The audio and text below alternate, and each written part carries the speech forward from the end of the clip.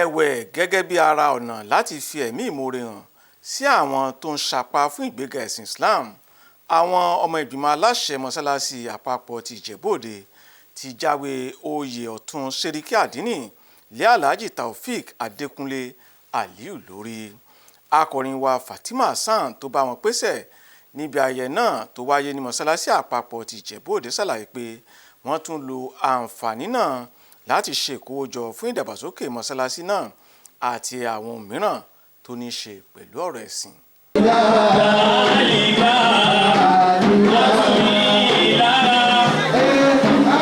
Èyí ni olóyè tuntun ìyẹn Alhaji Adékúnlé Taofeek Aliyu ní ẹni tí wọ́n ṣẹ̀ṣẹ̀ ìwé láwàní oyè ọ̀tún sàràkí àdínì tí mọ́ṣáláṣí gbogbogbò tìlú Ìjẹ̀bú-Òde fún.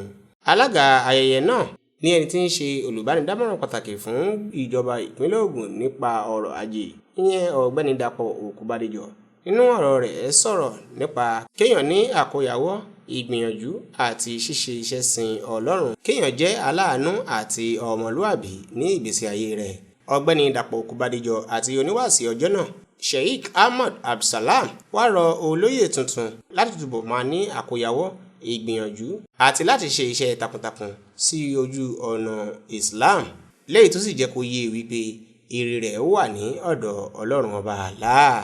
Ṣe rí ẹ̀sìn wa yìí, à ń láti rí lára ẹ, à ń láti kọ́ ẹ̀kọ́ lára ẹ lórí ẹ̀sìn yìí. Òun ni Islam gbogbo ọ̀nà tí a fi máa gbé ìgbésẹ̀, a fi máa gbé ilé ayé, òun ní gbogbo ẹ̀ ni ó ti wà nínú ọ̀nà Islam. Ọlọ́run fẹ́ kẹ́ ni wọ́n fi pè é. Ìkẹ́ yẹn kó lè wá pọ̀ sí i náà fẹ́ fi gbé oyè kan lé ní orí, ó dẹ̀ gbọ́dọ̀ fi ṣiṣẹ́ ṣe ní kọ̀rọ̀ àti ní gbangba ni mo fi sọ pé kí wọ́n jẹ́ pèrò sọ́kọ̀.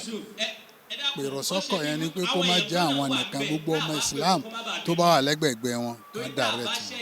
Nígbà tí olóyè tuntun ń bá àwọn oníròyìn sọ̀rọ̀ àti àwọn mọ̀lẹ́bí òun ọ̀rẹ́ rẹ̀, wọ́n gbé oríyìn fún àwọn adarí mọ́ṣáláṣí gbogbogbò fún bí wọ́n ṣe káyẹ nípa oyè tí wọ́n fi dá lọ́lá, léyìí tí wọ́n sì sọ wípé wọ́n mọ rírì rẹ̀. Lórúkọ mi àti gbogbo ìdílé mi, mo dúpẹ́ lọ́wọ́ gbogbo àwọn Ìjẹ̀bú-Òde Central Mosque tí wọ́n ronú kàn mí. Mo dẹ̀ jẹ́jẹ́ níwájú Ọlọ́run wípé pẹ̀lú ògo Ọlọ́run a ní jẹ́ ojú Islam mọ́lẹ̀. Lásìkò tí tèmi a máa ṣe àgbéga sínú ẹ̀sìn. Kọ́lọ́run wá jẹ́ ká bá níbi tó ti lérè láyé ní kọ̀ọ̀kan sára àti lọ́jọ́ ìgbéde àlìkíyámọ̀. Màá mi sọ pé mo support wọn in every way tó bá ṣe yẹ kí n máa ṣe fún wọn gẹ́gẹ́ bí ìyàwó ní ọ̀dẹ̀ ọkọ, láti lè ràn wọ́n lọ́wọ́ láti lè ríṣẹ́ náà ṣe dáadáa. Oyè tán fi jẹ́ yìí, wọ́n mọ̀ọ́mọ̀ fi jẹ́ lórí dáadáa tó ti ń ṣe bọ̀ ni. Mo dẹ̀ bẹ̀ Ọlọ́run k'Ọlọ́run jẹ́ kí dáadáa kó má ṣùṣe.